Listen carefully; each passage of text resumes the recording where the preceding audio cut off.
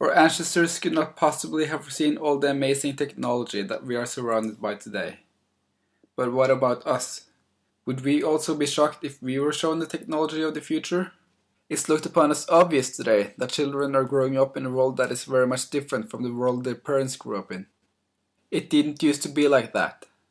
During most of human history there haven't been much change from one generation to another. If we go a few thousand years back, not much would change in 100 years. Now a lot happens in 10 years.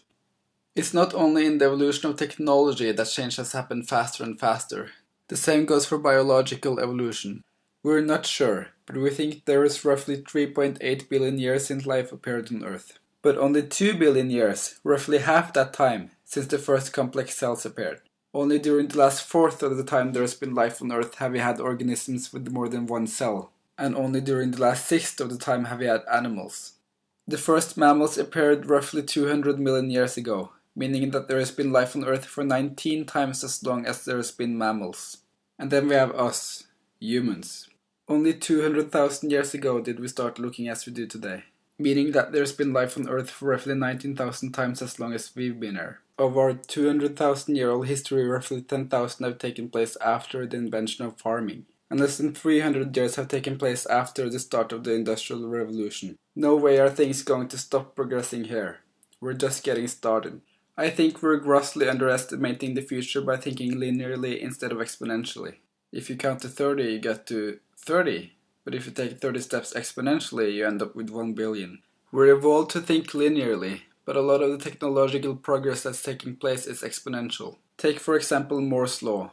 Moore's law states that the number of transistors that can be placed in an area doubles roughly every 18 to 24 months. Here's a graph that shows Moore's law since the 1970s. At first it seems like a linear progression, but that's because the y-axis is exponential, meaning that the straight line doesn't increase with the same amount again and again, but increases tenfold again and again.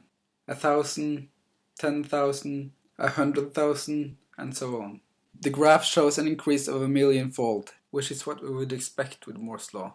The shrinking of two-dimensional circuits made of silicon will end sooner or later. But newer technologies that can carry on the exponential improvement for a long time are underway and will be there in time. Moore's law is just one out of several exponential and predictable trends within information technology.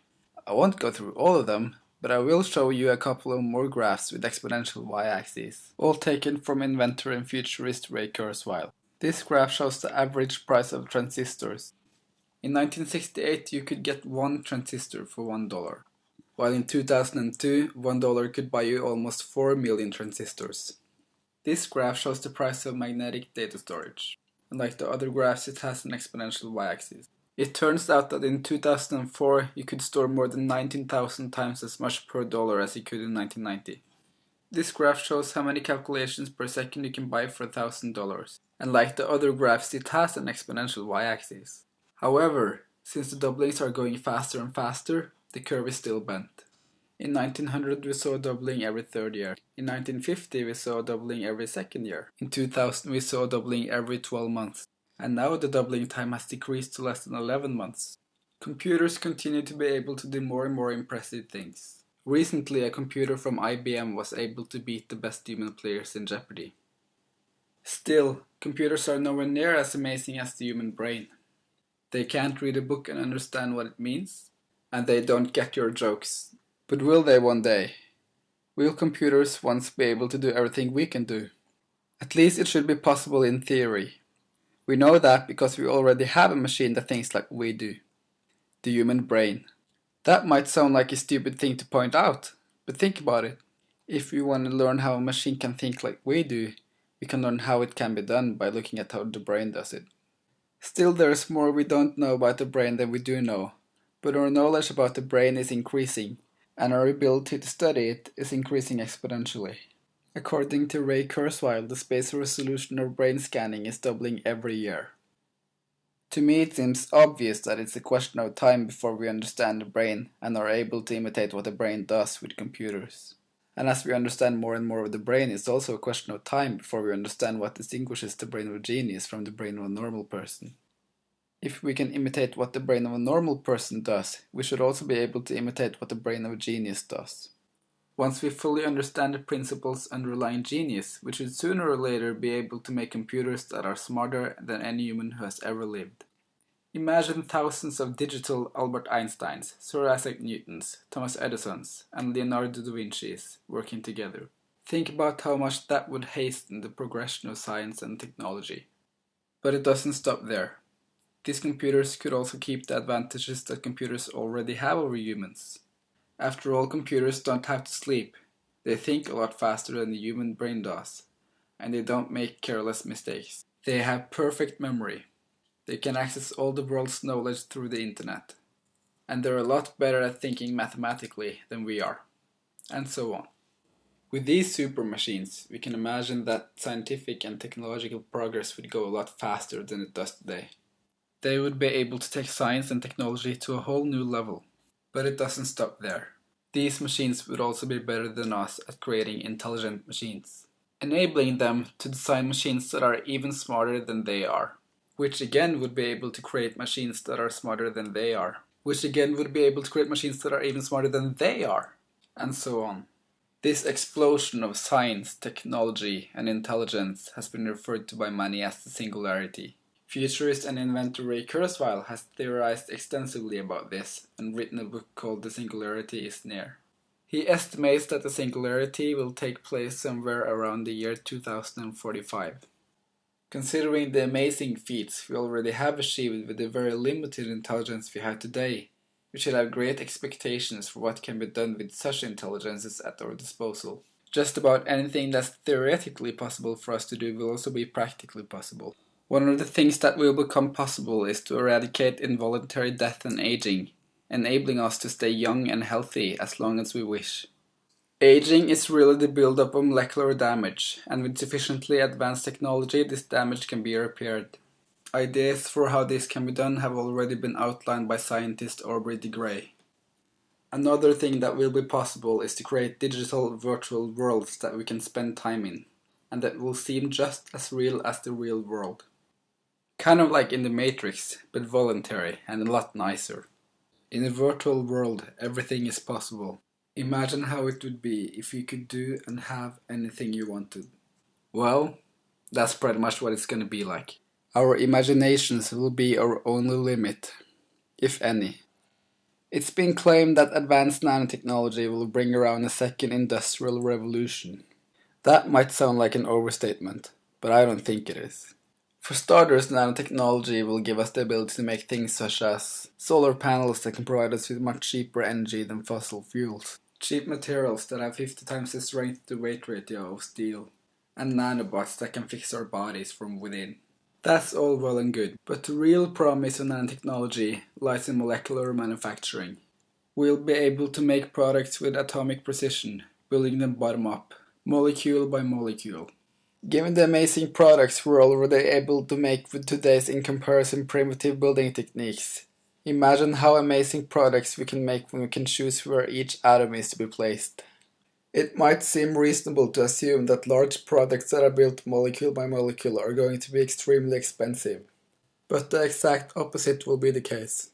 Atomically precise products can be made by so-called nanofactories. These will have lots of molecular assemblers that make small parts molecule by molecule. And these parts will be put together into larger parts that again will be put into larger parts, and so on. Such a nanofactory would be able to make different products depending on what it's asked to make by its software. One of the things a nanofactory could make is a new nanofactory. When we have a small factory, we can make the pieces that are needed for a bigger one.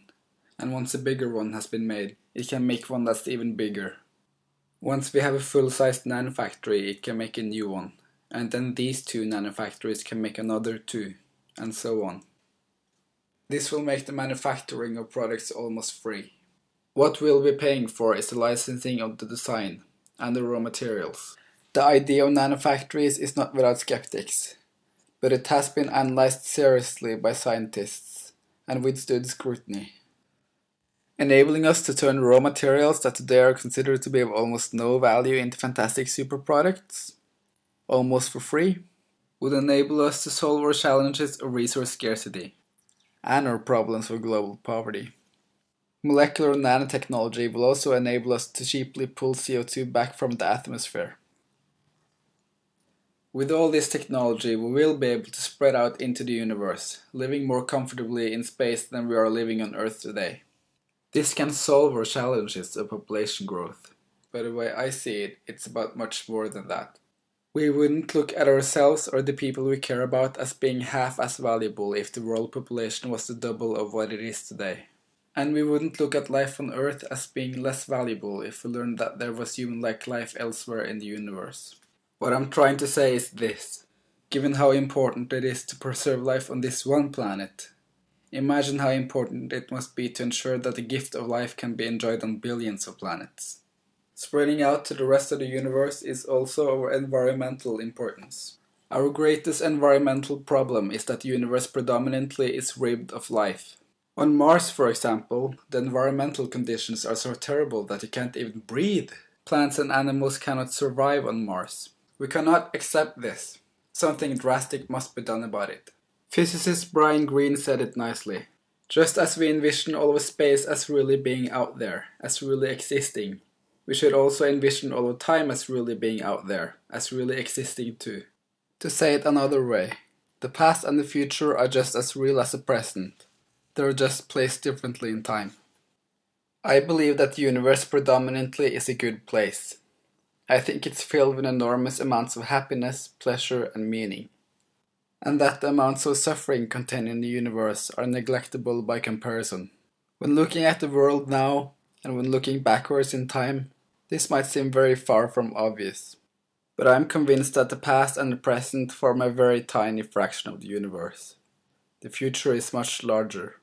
Not only is the future of humanity long, but it will also take place on many more planets than just one. Today the worst negative feelings we know of are much stronger than the best positive feelings we know of. We simply aren't acquainted with any positive feelings that are as intense as the feelings of being burned alive or sliced open. But that's because evolution made it so, not because that's the way it always has to be. With sufficiently advanced technology, we will have the option of changing our bodies and our brains, making us into more than we already are. We can make ourselves smarter and we can make ourselves happier, greatly enhancing our positive emotions. After all, why should we impose on ourselves to settle with things exactly as they are, just because evolution made it so? In quantum physics, you're not certain what's going to happen. You don't know when a radioactive atom is going to decay. You don't know exactly where an electron is going to be placed in a specific moment in time. Instead of dealing with certainties, we deal with probabilities. There are several interpretations of what this could mean. One of these is the many worlds interpretation. It states that all of the different outcomes that could occur do occur, but in different universes that our current universe splits into. At every instance of time, a new universe is created for each possible combination of quantum outcomes for all of the particles in the whole universe. Needless to say, that's an insanely large number of universes. Mentioning this might seem a little out of the blue, but somehow it seems wrong to leave it out. I believe in absolute victory for the human race. But it's hard to both present and argue for my worldview in a short video. Regardless of whether or not you're convinced, I hope I at least made you interested in learning more and in thinking more about the potential of technology. An effort towards hastening technological progress today is the most efficient way of solving our most pressing problems, and a gift to humanity that will last indefinitely. Don't waste the opportunity. The faster we make progress now, the further along we will be as long as technology is improving. And at any point in our future, the number of inhabited planets will depend on when we were able to start expanding. If the future is going to be as great as described, I would surely like to know that I took a part in creating it. Wouldn't you? Progress builds upon progress. Even small contributions that are made today can lead to great results in the future. Hastening progress by just a little bit might reap benefits beyond our wildest dreams. I hope you will take time to think about what you can do. I know I will. Here are some ideas. Choose a career where you can contribute firsthand to the technologies that will bring about long-term technological progress. Examples of fields to work in could be computer science, nanotechnology, neuroscience, or artificial intelligence. Send letters and emails to politicians, urging them to invest more in these fields. Make it known that you will vote for whoever does the most to hasten technological progress. Donate money towards the development of technology. I have links in the description bar to causes that I recommend. Spread the word about the importance and promise of science and technology. and help me spread this video. It would be highly appreciated. If you're glad you found this video, then maybe others will be as well. Thank you for watching.